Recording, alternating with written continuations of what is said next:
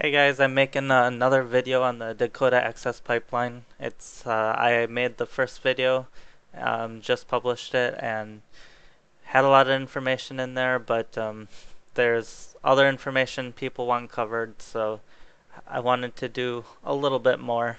A lot of people are, you know, obviously haven't watched my video, but they are still on the side of the protesters and kind of want to debunk some more myths that I see out there. So here's the map of the Dakota Access Pipeline path. A lot of these pipes are actually they already exist from other pipelines, and this would just be an addition, even around this water. But as you can see, here's the Standing Rock Indian Reservation, and this red line doesn't even go through it. So this is not even on tribal lands. Alright, so then I wanted to bring up some of the protests. I'm going to kind of go through a lot of information. So here I brought up, I showed some security contractors protecting the construction workers after the construction workers got caught. But here is a video of, I wanted to show that there really was an escalation of force. The police didn't just show up and start, throwing concussion grenades at people. So they didn't just start using water cannons. This was a forced escalation because the protesters refused to leave. They refused to stop breaking the law. They refused to stop trespassing. They're constantly attacking the police. So I'm gonna go through some of these and I'm gonna skip through some of this stuff, but I'm gonna source all these tabs I'm going through. I'll source all of them in my description, like I usually try to. So here we see the police. There's a protest, and the police are arresting this man to kind of send a message that, hey, we're not going to allow this trespassing. Look at the way they bend. Look at that. As you can see, it's not very violent. We are peaceful. We are peaceful. We are harming nobody. You do not need to use force. You do not need to use force. Now they're setting the line to protect the officers and the man being arrested. Understand that you're all arrested. He says you're all arrestable, but they're not arresting all of them. He just wants to push them back.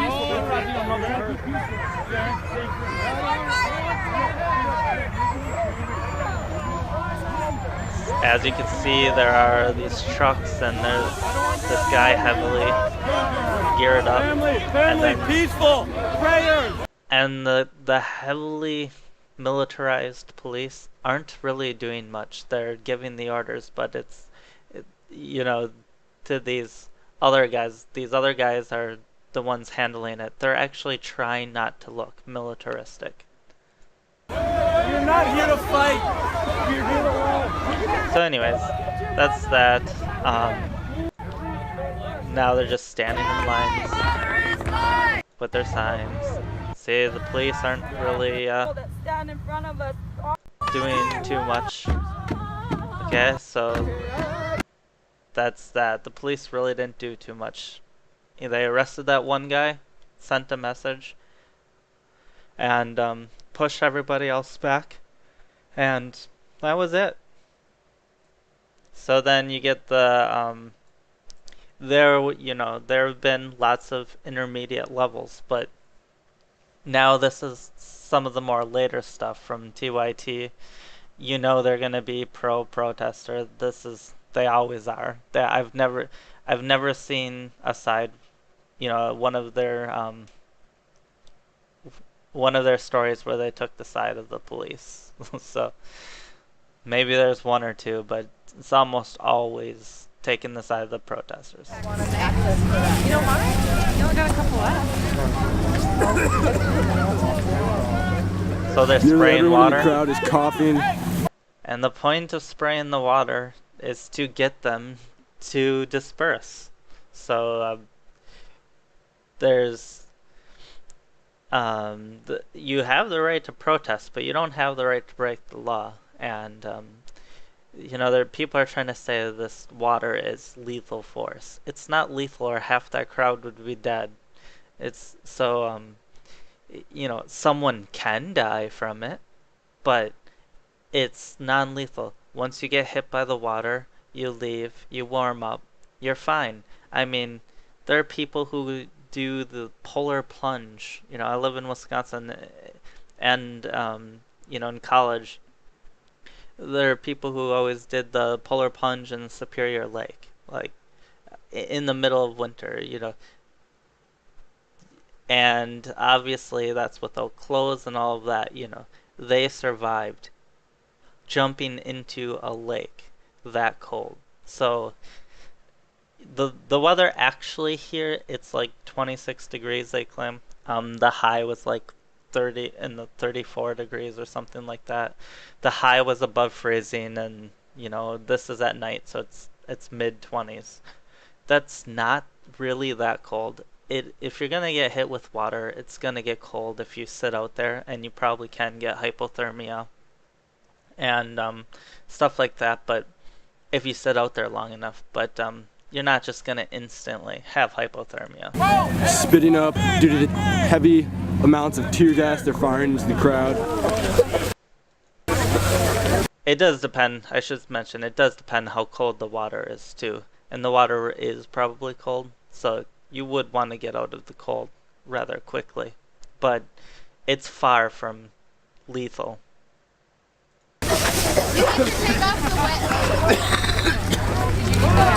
Here on the front lines. As you can see, those protesters that were sprayed and that stuck around, they were not dropping dead.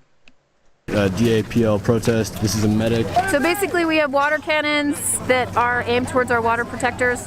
So we're having severe cases of hypothermia. They are aiming for people's hands. I took one patient that had the skin.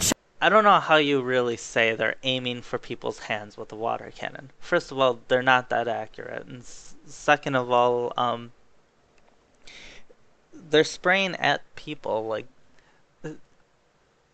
I would need some pretty clear evidence that they're actually aiming for the hand of a person to try to maximize damage. I really don't see that. Shot off of his finger, so he was down to the bone.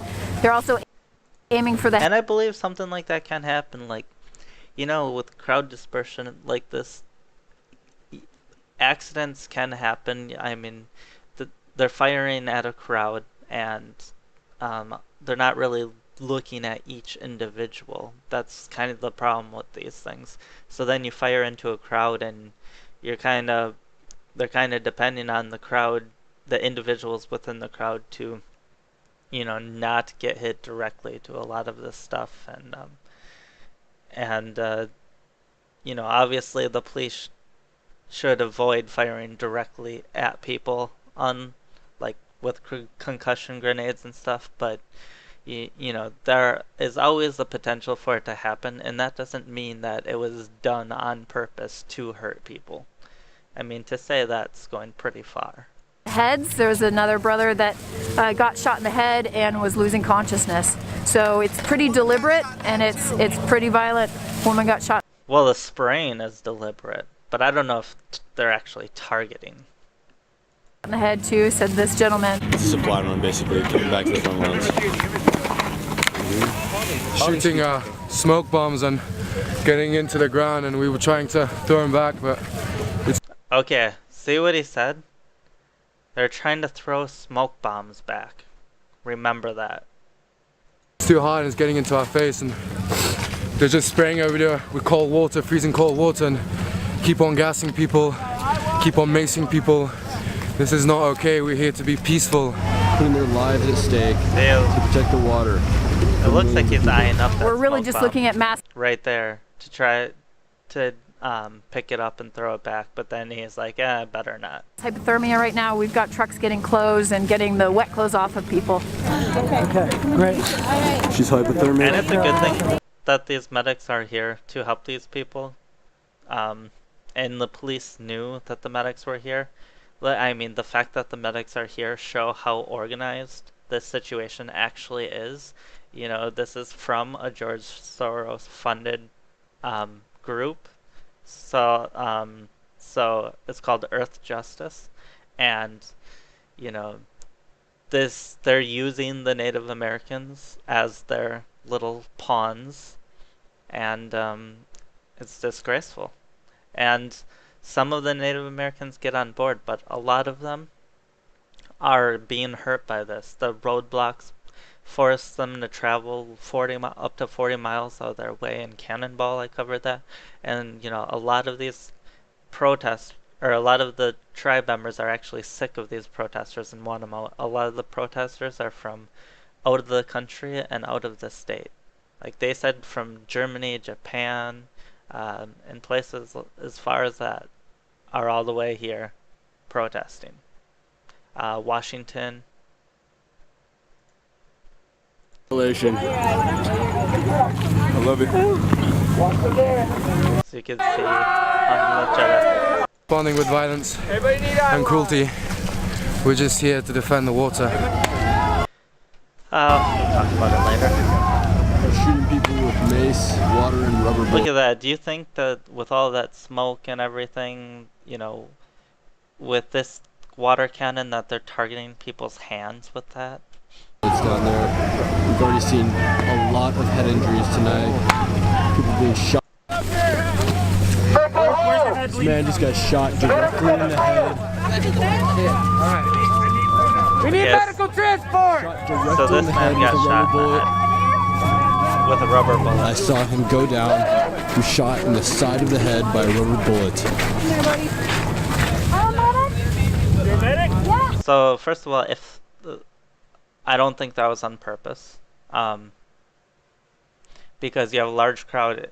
If you shoot at someone's body or just into the crowd, like it can miss and it can hit someone's head that's behind them, or it can go high. You know, rubber bullets aren't exactly the most accurate thing in the world either. So. Tilt your head back. Tilt your head But I back. want to point out, this is a serious situation, obviously, but this is one of the worst, you know, case scenarios, I would say, getting hit in the head by the rubber bullet. This is why rubber bullets are considered non-lethal.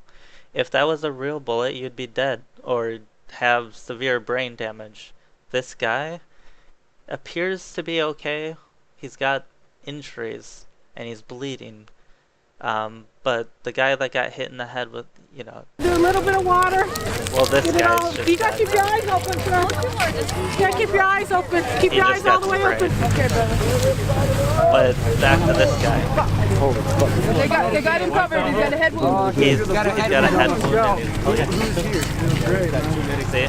We got water. Yeah, but we only have one. I'm gonna say your truck up here. But Oh, he'll be yeah. fine. I mean, earlier it just pushed the fucking water under my skin and made it colder. Anyone have a I took my jacket off. I had more layers.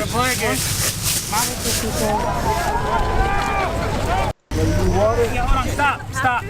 Passenger seat, is it open? There's someone in there that hasn't. This man was shot directly in the head That's what with we're a doing. rubber bullet. I know it's gonna be hard. Could have Keep killed your him. head back, He's watch lucky it. to be alive. Lean to the side. I'm not saying that, you know, this doesn't matter. I'm not saying that this is a good thing. This is the reality of the situation that the protesters created, and the police have had to go and slowly escalate force, and the protesters refuse to stop breaking the law. And they've attacked construction workers, they've trespassed, and this is where we're at.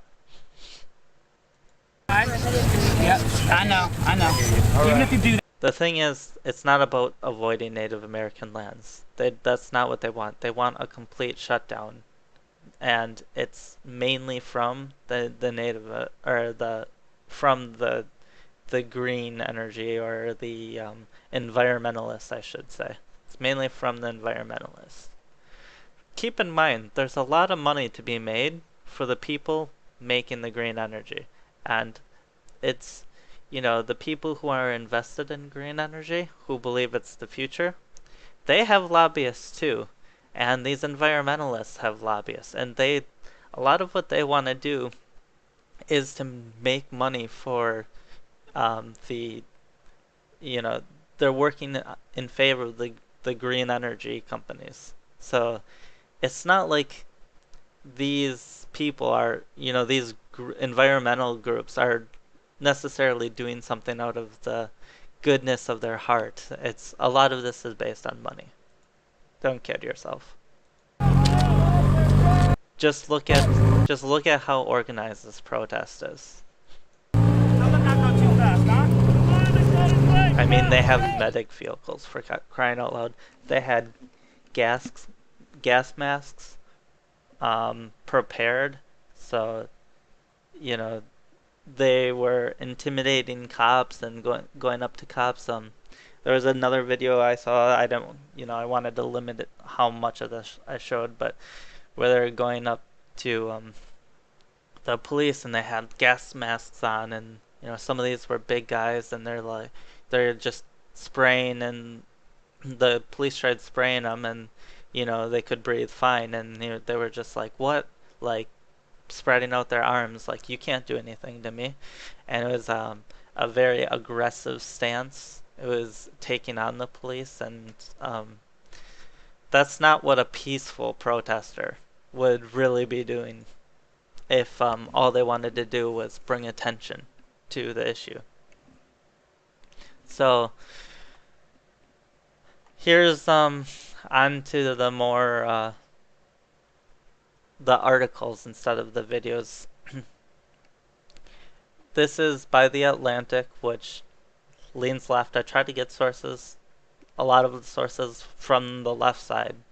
And this is from September 9th, but it's one that people are still spreading around. So, let's see. The legal case for blocking the Dakota Access Pipeline, and I'm going to go through this quickly. I'll post it, and if you want to read it closely, but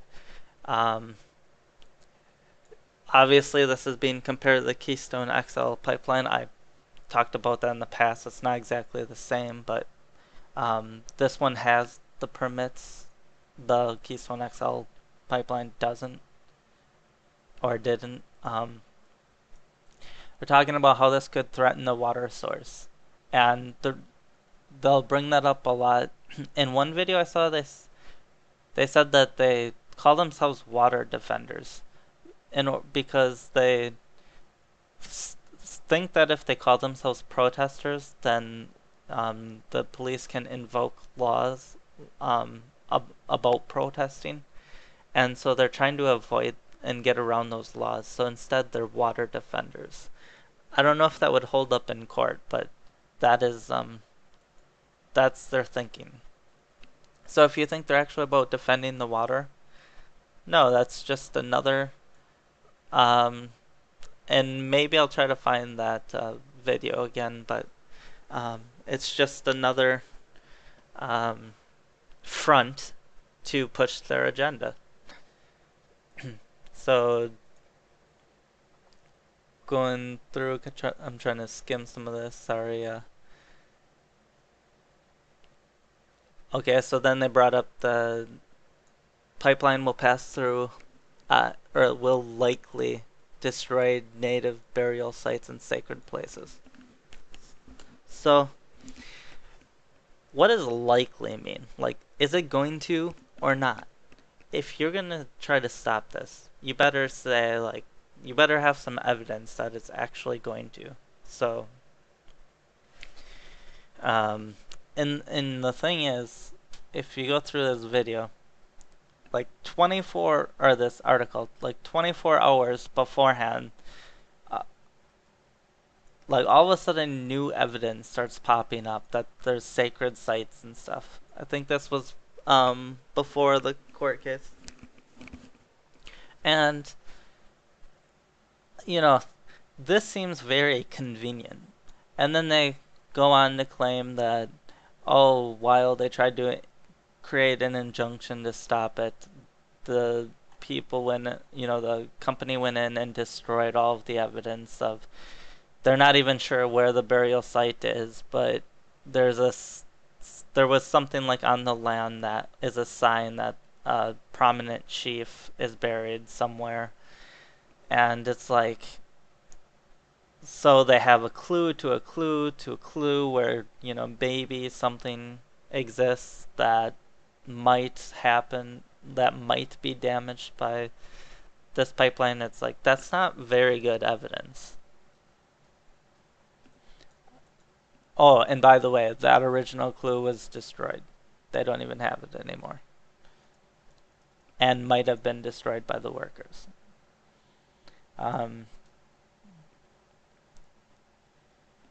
They claim, I'm not too sure, like, they claim that there was a 1985 survey that they relied on. I think they did a lot of their own surveying, but I'm not sure about the legality, to be honest, if they have to do a new one or what. 1985 isn't that old, but there is, there's a possibility for changes since then, so.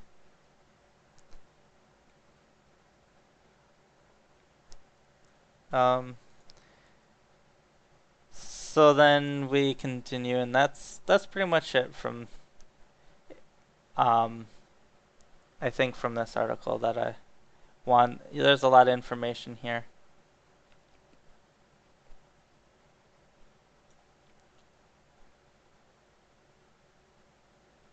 But oh yeah, so basically this whole thing is just kind of like a timeline about how all the different legal questions and stuff, and they brought up the Clean Water Act in this somewhere, and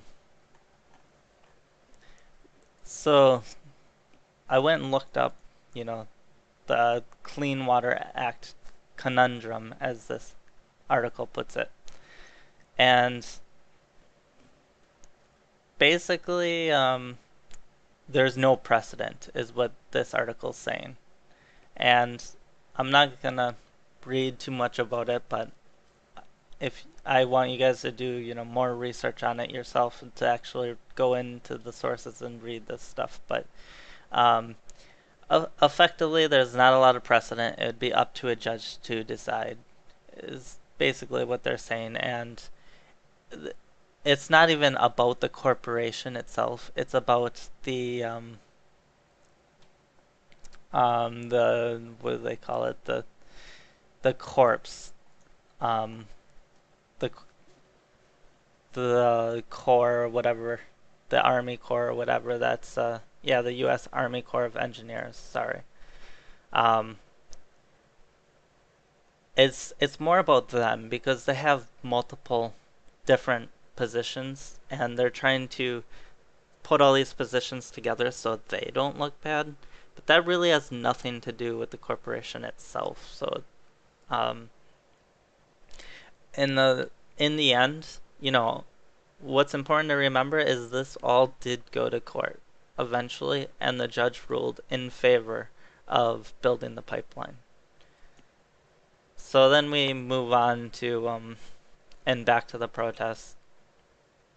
This is one of the biggest issues, and so people are saying that one of the girls basically had her arm blown off, and it might be have to be amputated. She may lose her arm from a concussion grenade, and apparently her name is Sophia Walensky. I believe that's how you read it, and she's from New York, and she was hospitalized in Minneapolis. As you can see, not even from the area. These people are from all over. It's they're activists. This is about much more than Native American lands. It's about opposing the use of fossil fuels. It's, Native Americans are just a little pawn in their game.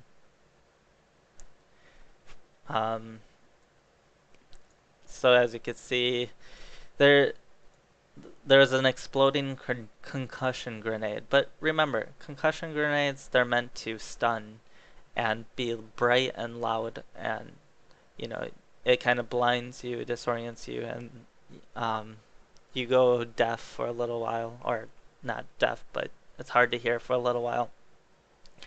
They actually, it's kind of like a regular grenade, but they have holes in it that releases all of the light and stuff. So they're not meant to like explode. You're not supposed to get shrapnel injuries like a actual grenade would do. So I looked into how injured you can get, because basically, the protesters are blaming the police, but the police are actually blaming the protesters, and they're saying that a protester, I think it's in one of my next articles, basically a protester set off a bomb, they say. So I first wanted to see, can a stun grenade even do that much damage? Because the police were saying it can't. And it definitely can. That's what I found. I think it's right here. In 2011, a North Carolina SWAT police officer was injured at his home accidentally when a stun grenade accidentally detonated while he was attempting to secure his equipment. He underwent emergency surgery but later died of his injuries. So you can actually die if it's like goes off right on top of you. There's the potential to die. And this is like a North Carolina SWAT police officer, so he knows what he's doing, and you have to be pretty elite. He's probably, in good health. He probably works out constantly, and it still killed him.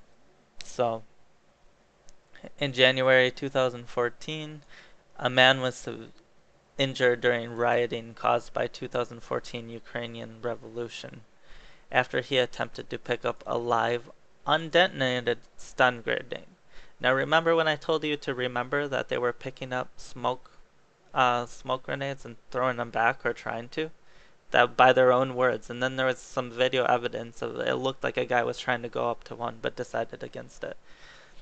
Well, I looked into this Ukraine situation, and this is going to get pretty graphic. So if you don't want to see it, look away. But basically, a man lost his hand because he tried to pick up a concussion grenade and it went off right before he picked it up. And he had damaged his arm a lot like what, this woman who had her arm damaged. It's pretty similar in nature. So I'm wondering if she tried to pick that up and throw it back. But here's the... Oh. See that? I'll go back.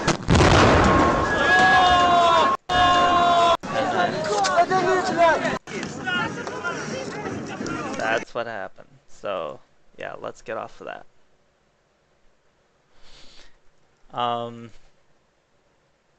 So then what I saw a guy tweeting and this out,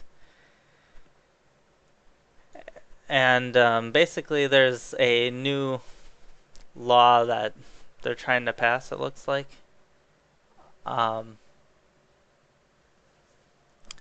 Oh, and actually this is about the concussion grenade, sorry. And see, this is the I told you about the bomb, and this is the release that law enforcement reported approximately 60 protesters near the Backwater Bridge located north of protest camps.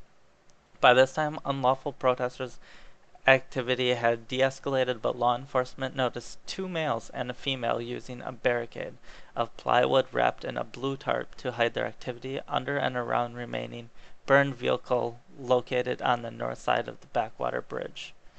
After repeated orders from law enforcement to come out from behind the barricade and attempts to force them out with less than lethal direct impact of beanbags and sponge rounds, officers noticed subjects approach the area when one of them rolled multiple metallic cylinder objects toward the subjects positioned under or around the burned vehicle.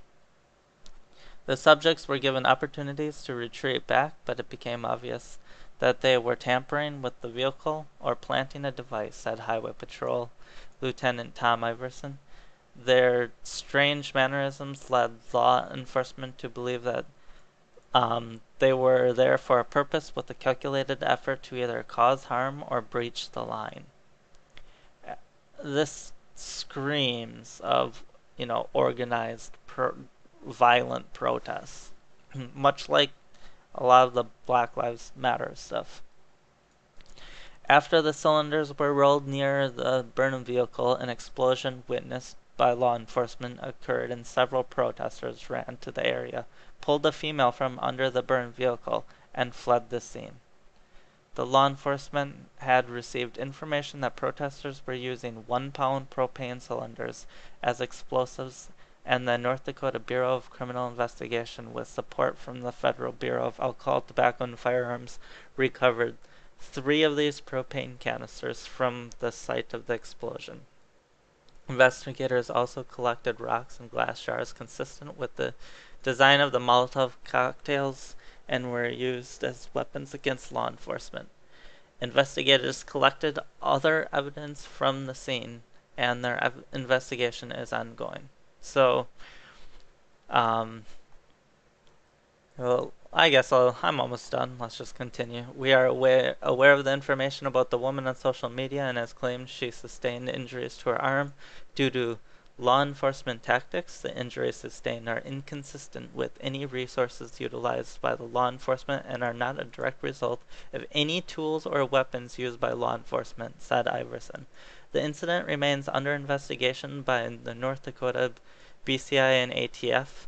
Additional details will be released as the investigation progresses. And I think that's the key here. Let's wait and see. Let's not take the side of the police. Let's not take the side of the protester. Let's see what really happened. I've offered multiple theories. And, here's the explosion theory. And, where they're detonating bombs effectively. And then there was the theory that, the concussion grenade just hit her badly, exploded upon her. Or the theory that, it was on the ground or something and she tried to pick up a concussion grenade and throw it back. These are kind of like 3 working theories. What's the most likely, or is there something else that happened? And I think that, it's possible this investigation could turn something up. Now, to some extent, you might want to decide for yourself because you don't trust the police investigators or whatever, but, investigations occur. They actually are outside of the police, so a lot, when they bring in detectives and stuff, these are not all the same agencies necessarily. So, I think you really have to look at how the investigation is done and, holding the investigation accountable. That's one positive thing you can do is encourage it to be a fair investigation. And if it's not fair, you should be able to point to reasons why it's not fair. So anyways, let's continue. At the time that law enforcement was engaged in attempts to force the subjects away from the burned truck, radio announcements coming from the protesters declared that all females were to leave the protest. Individuals were coming from the camp with guns, and live streaming was to cease. This led law enforcement to believe that protesters were preparing to charge the line and conduct criminal activity the protesters did not want recorded. So that's actually a good point. If this is true, why would they go and start telling people, women leave, and um, and if they were coming from camp with guns, and then say they're gonna stop live streaming, that if all that's actually true, that does not look good. That's preparing for war. So sidebar, but it's not necessarily wrong either. I would say that alone isn't breaking the law. So sidebar, use of water as a less than lethal tool for riot control. I mean, we've seen this all over. It's normally this is what you want police to use. You'd rather have them use water than something more lethal. On the evening of November 20th, the law enforcement... It's almost... You know what I don't get about this? Sorry to go on a tangent, but it's almost like, oh, the police found an effective tool. Our gas masks don't protect against it. And, we actually have to disperse from our illegal activities when we get sprayed with it. And, we can't just take the beanbag hits like we've been trying to do. So we can't just look through the smoke bombs, we can't just deal with the concussion grenades. This is something that they really don't have a good defense against, and so they're complaining about it, but it's not lethal. I mean, it's a good thing that the police found a way to disperse illegal protesters committing illegal acts. So I get really annoyed when people, bring up this water cannon issue. Because it's like, yeah, they have the right to protest, not illegally. So, as the aggression, it says, on the evening of November 20th, the law enforcement requested water from the Mandan Rural Fire Department. I probably destroyed that. Trucks to put out several fires set by protesters. And that's how you know if you're setting fires, it's not a legal protest. As the aggression intensified by the protesters, law enforcement used CS gas to control the protesters, but wind conditions caused it to be ineffective. Law enforcement commanders had to assess the violent acts of protesters and determine how to maintain the safety of the officers. Those commanders made the decision to use water and warned the protesters to repeatedly that the water would be used and gave them opportunity to disperse. And I think in a lot of the videos that I pointed out, or if you Google more videos, you'll see that that's true. Instead of dispersing agitators yelled at law enforcement, "Hit me, hit me." So that's also what we've seen over and over, is that they stand up to the law enforcement. They don't move. And many were running directly towards the water. The water was used once protesters attempted to tow away the remaining burned truck, and comments being yelled by protesters included, "We are willing to die for this, and we get paid for this." Hello, George Soros? The protesters were taunting officers, saying, "You are outnumbered." This led the law enforcement to believe that protesters were preparing to overrun the barricade on the north side of the bridge. Because of this threat, and that other law enforcement tactics were not effective, water was the chosen less than lethal tool to use to hold back protesters. Due to the fact that the commanders are there and see, feel, and understand the environment, I am confident that the decision made to use water was the correct one, said Morton County Sheriff Kyle Kirchmeier. I think I actually got that right. But no, I think this makes complete sense from what I've seen. You know, in all the videos I've seen, I've watched a lot of them. The protesters are constantly standing up. You know, they say, we get paid for this. Well, you know, from what I've seen, you know, through my quote unquote investigation, just by researching this, not investigation, research, I should say. Um, that's what I found is this goes back to Earth Justice, which is, you know, funded through George Soros.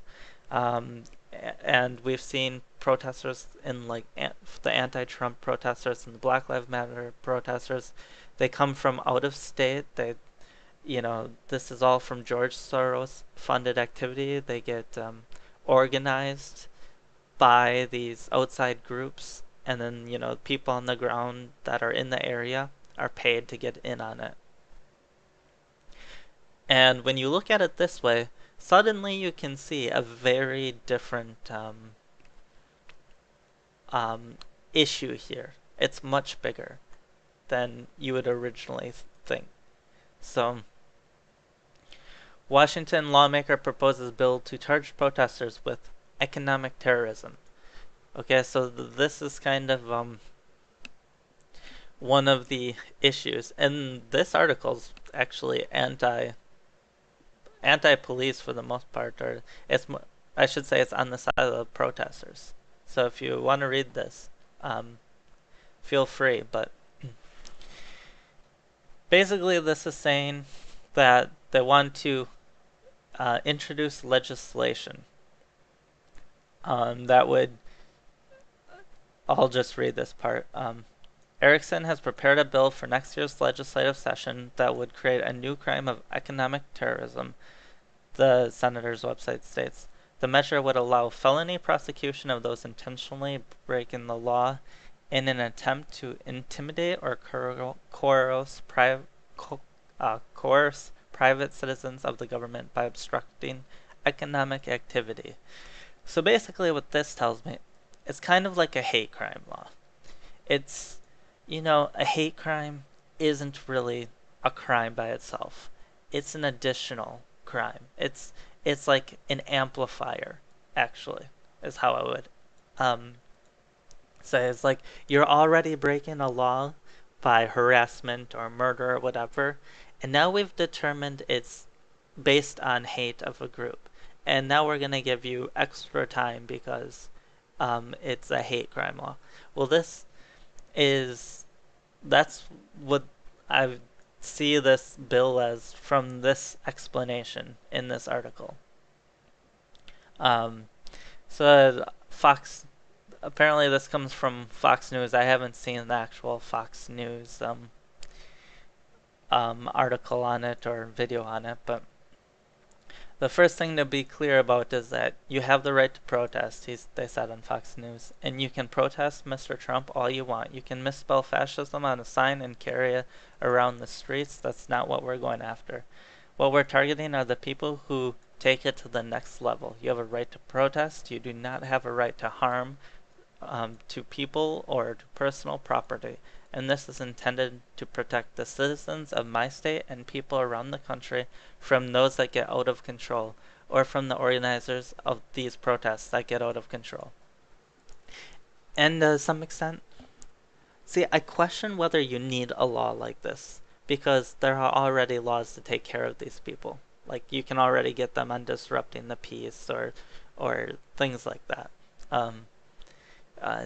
You know, vandalizing property, those are already crimes, but now they basically want to get them on additional charges, on an amplified charge. So I don't know if I agree with that we need this, but I think what we need to do is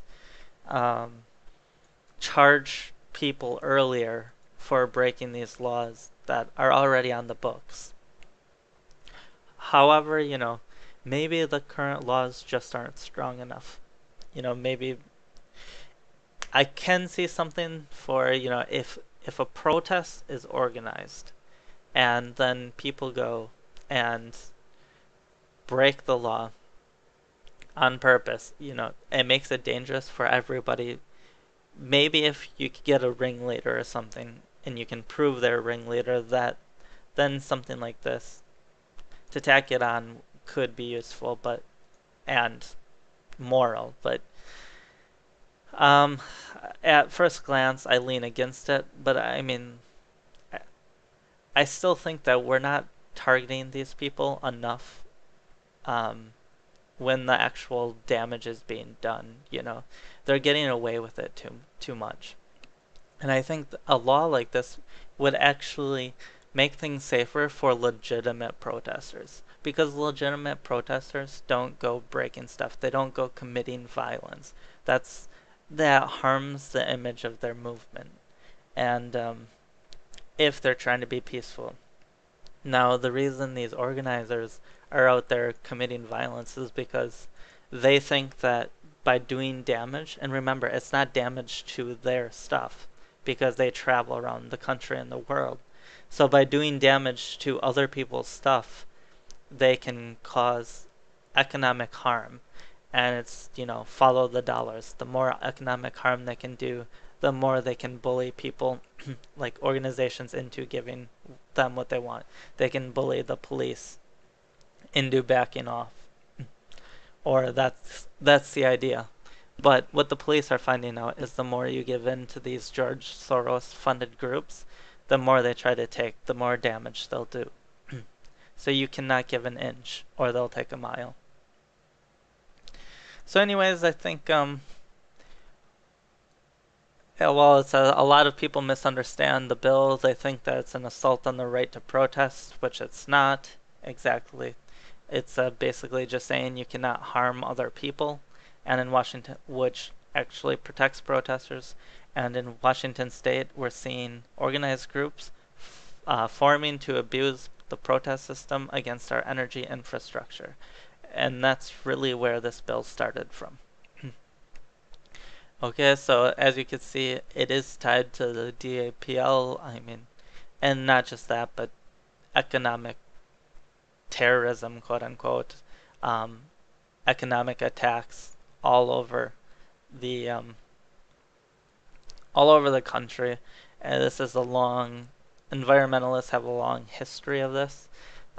If you've seen whale wars, you can see how they act towards the Japanese, that the Japanese are doing it legally, even if you don't agree with what they're doing. Like in whale wars, they have an issue with, the permits being given out because you can only kill for research, and take an issue up with the Japanese government. Don't go after, the Japanese contractors that just carrying out their job. So Whale Wars was an interesting show, but if you get beyond the show, they're actually doing something pretty terrible. As Dakota Pipeline saga drags on. But in that case, at least you're in the international waters. It's in this case, you're going around on land inside the country and actually causing a lot of damage. So as Dakota Pipeline saga drags on, Rancor builds. This is a Reuters article, and there's a lot of good stuff here. It's from Cannonball, North Dakota, which I brought up earlier in that CNN article from the last video. It's basically talking about how the tensions are really growing from both sides. And it's bringing up a lot of the water cannon stuff, and how the blame game is talking about basically how they're, well, I'll just let you read it, I guess, but from what I read, from what I remember, it's mainly about how both sides are looking at the other side like in the worst way possible. So You know, like when that girl was like, they're targeting the hands of people with the water. It's like, well, probably not. And then the police think that the protesters are, um, you know, doing things with the worst intentions possible as well. And on this, I actually take the side of the police. Like, I think the protesters do have bad intentions because they're organized from George Soros and Earth Justice. And if the Native Americans would have gotten rid of them and it would have just been a more grassroots protest, I think it would have been much less violent. It would have been there would have been much more to talk about. But I still think they would have been in the wrong, but it would have been a much better conversation, in my opinion. But it just shows you how polarizing this is becoming. And so there's this David Gaffin guy who I found that Reuters article from, and I think he works for them. So anyways, he did this like series of what you call a tweet storm. So basically it says we're seeing a lot of heated remarks on both sides of the protests up in Cannonball, North Dakota. And the statements from both protesters and law enforcement made clear each side attribute the worst of motives to the opposing side, talking about law enforcement and protesters. For instance, statements from Standing Rock medic healers note a woman whose arm was badly injured, attributing to police grenades, but police assert they haven't thrown anything that would cause such damage in their statements. Police statements say her injuries are inconsistent with any resources utilized by law enforcement. But witnesses, and there's a link by the way, if you want to read that. But witnesses at Reuters interviewed dispute this. This accounts differ, but people still say the accounts differ, but people still say they believe it was a grenade thrown by police. We also have several witnesses talking about the water hoses, saying those sprayed were unresponsive, completely soaked. However, Angelina Bibbins of Denver, there 3 months, from Colorado, says police used an unprecedented amount of force against water protectors. See, you can kind of tell this is probably an activist from an organized activist coming from Colorado. She's using the term water protectors to try to get around the law. She's only been there 3 months. You might say that's a long time, but it's not like she lives in the area. So the rancor on both sides right now seems to be becoming worse, not better. We spoke to a criminal justice professor who said police right now are miscast in the role of mediation in that they're not doing any. Well, they can't. Like, they've tried to talk, or, different groups have tried to talk, and they haven't been interested in talking in any time. They're basically just saying, shut down the pipeline. We don't even want you to reroute it anywhere. We want this pipeline not to happen. There is no way you can negotiate with someone who isn't even open to talking. So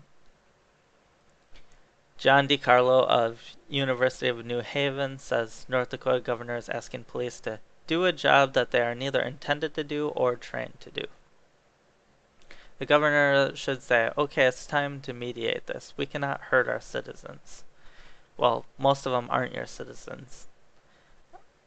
But, they can, again, are the protesters actually willing to talk? That's the thing.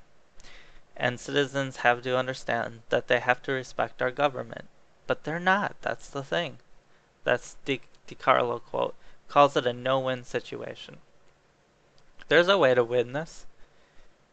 It's to, find methods to disperse the protests and get the pipeline built. That's how you win this. And once the winter hits, it'll be a lot better because they likely won't be going out. there's no good that could come out of police using force against indigenous peoples and others who are protesting, said DiCarlo. Um, I kind of disagree with that, DiCarlo. How about protecting the construction workers that are being brutally attacked and protecting the property of the pipeline and stopping the trespassing? I think all of that is a benefit. It's not just police and Native Americans. There are construction workers here. And, there are even Native Americans who don't agree with this, that want the protests to stop. So, you know, stop looking at this as a Native American or protester versus police issue. Because there are many more parties than that. Even David Archibald's statement, he's head of Standing Rock Sioux, suggests he's a bit more dug in right now, too.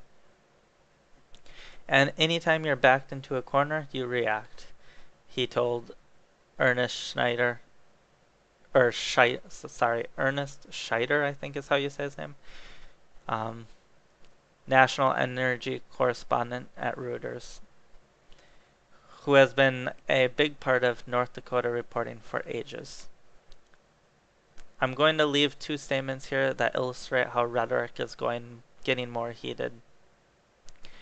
One from North Dakota Police, one from Archibald. Archambault, they say these are non-lethal weapons, but a water cannon in freezing weather is lethal. Using concussion grenades with tear gas can be lethal. The use of force has escalated.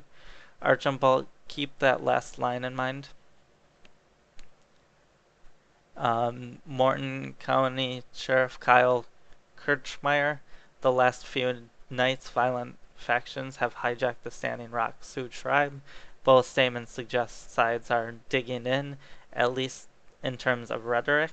Again, the last few nights violent factions have hijacked the Standing Rock Sioux tribe. Hijacked, that is upping in rhetoric.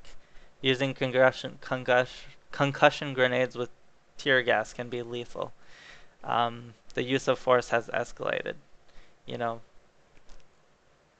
That is also some rhetoric that's going up. They love to throw that word grenade out too, by the way. So, so they're talking about the water cannon being lethal. I agree that this is all an increase in rhetoric. So, some ongoing resources on this. Apparently, you can go to this Facebook page. That's Morton County Sheriff Facebook page.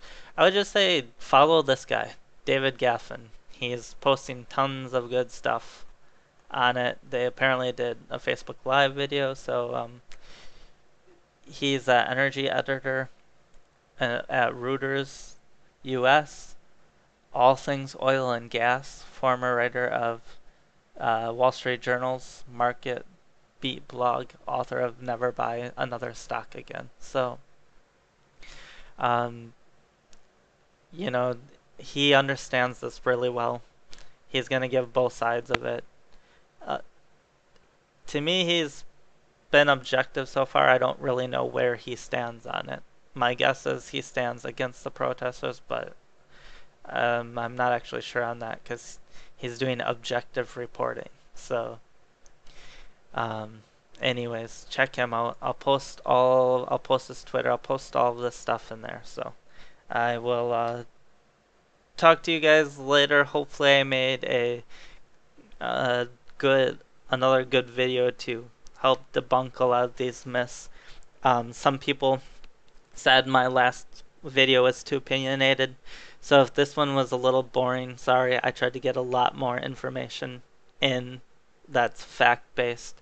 I'm still putting my opinion in here because that's the purpose of it, but you can't blame me for not being fact-based now when I've done article after article and I source video after video. I mean, I don't know what else you'd want. So to those people trying to just discredit my opinion, in that manner. Hopefully you find this one a little better. I will talk to you guys later. Oh, and like and subscribe.